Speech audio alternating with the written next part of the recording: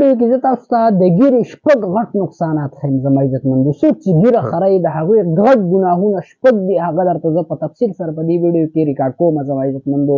زه ستاسو دپاره په طور د احسان یا په طور د یو ورور چې کوم دی هغه په طور د یو همدرد چې کوم دی هغه دا ویډیو ستاسو دپاره ریکارډ کوم.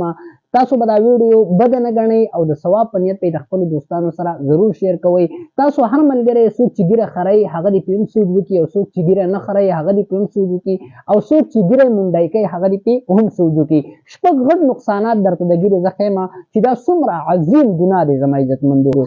د ټولو نه اول خو دا ګیره خریل چې کوم دی دا حرام دی زما عزتمندو. څومره پیغمبران چې راغلي دي که نه ټولو چې کوم دی نو هغه په مخ مبارک باندې ښکلې ګیرې وي، بلکې د نبي کریم صلی الله علیه وسلم او دغه شانتې څومره چې غټ غټ کافران تېر شوي دي دا رواج چې کوم دی اوس نږدې تاریخ که مونږ وګورو نږدې دا رواج عام شوی دی.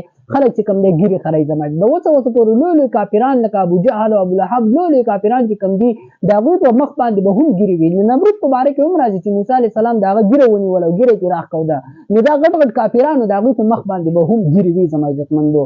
نو ګیره یو ټول نه غټ ګناه اولنی څه دی چې دا ګیره خرئل دا حرام دي زما عزتمندو.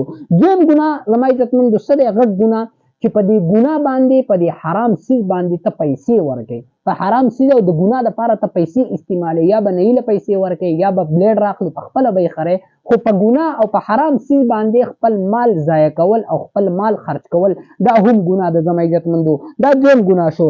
دریم ګناه څه شو زما عزتمندو؟ بعضې ګناهونه داسې وي چې هغه خلک پټ کوي، او دا ګناه داسې دی چې دا ته ښکاره کوې، د خلکو په مخ کې کوې، په دې باندې تا ته ځان بد نه ښکارېږي. دا یو رواج ستا دپاره جوړ شوی دی، نو دی دریم ګناه شو. څلورم ګناهونه زما عزتمندو بعضې ګناه داسې وي چې انسان یو پیر وکړي، دوه پیرې وکړي، درې پیرې وکړي، بیا دې اکثر قلار چې توبه وباسي، لیکن دا ګناه داسې دی چې دا ته همیشه دپاره کوې، همیشه دپاره ته په دې باندې دوام کې په هفته کې او دغه شانتې په دویمه درېیمه ورځ باندې دا ګناه ستا نه همیشه کېږي. نو دا څلورم هغه ګناه شو زما عزتمندو، څلورم نقصان شو. او پنځم غټ ګناه دا دی زما عزتمندو چې دا خرئیلی مخ چې کوم دی دا تا ته ښه ښکارېږي. الله رب العالمین دې زموږ حفاظت وکړي. دا خرئیلی مخ چې کوم دی دا تا ته ښه ښکارېږي، حالانکې د نبي کریم صلی الله علیه وسلم مخ مبارک چې کوم دی د ټولې دنیا د مخونو نه ښایسته دی. الله رب العالمین د هغه په مخ باندې ګیره هغه ته ورکړې وی، ګیره یې ورته ورکړې وه. دا د انسان دپاره د بزرګۍ یو علامت دی زما عزتمندو. نو خرئیلی مخ تا ته ښه ښکارېږي. دا پنځم ګناه شو زما عزتمندو، پنځم نقصان شو. شپږم نقصان زما دا دی زما عزتمندو چې د چا ګیره وي که نه نو هغه سړی درته بد ښکارېږي، یا ستا په مخ باندې ګیره وي نو ځان درته بد ښکارېږي. دا شپږم غټ ګناه شو زما عزتمندو. نو دا شپږ غټ ګناهونه دي زما عزتمندو. پکار دی چې مونږ او تاسو سوچ وکړو په دې باندې او په دې شپږو واړو باندې سوچ وکړو. بل دا زما عزتمندو چې کله مونږ ګناه کوو نو پکار دی چې د هغې د الله رب العالمین د هغه ګناه د پرېښودلو د الله رب العالمین په دربار کې دعاګانې کوو زما عزتمندو. دا خو د خرئیلو نقصانات شو.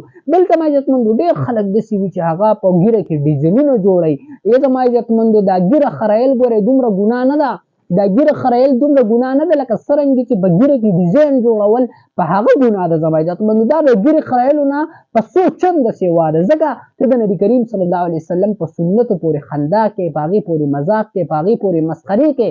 نو ګیره خرئیل خو یو ګناه ده، لیکن ته چې په ګیره کې ډیزاین جوړې او په هغې کې چې کوم دی ډیزاینونه راولې نو زما عزتمندو دا ګورې څو ګناهونه یو ځای شوي دي. د نبي کریم صلی الله علیه وسلم په سنت پورې خنداګانې کول دي. نو څوک چې ګیره کې ډیزاینونه کوي هغوی ته هم درخواست دی چې اول خو د دې چل نه قلار چې ښایسته ښکلې سوچه ګیره چې کوم دی نو هغه پرېږدئ، که بیا هم نه پرېږدئ او بیا هم بېچاره زه ماته باندې ځان بد ښکارېږي نو ویې خریا، خو د نبي کریم صلی الله علیه وسلم په سنتو پورې پیشاړې مه کوه، په هغې پورې خنداګانې مه کوه، بیا پکې ډیزاینونه مه جوړوه، د سیل مې وخرئ نو هغه یو ګناه به دې وشي خو د نورو ګناه نه به قلار شي. السلام علیکم ورحمة الله وبرکاته.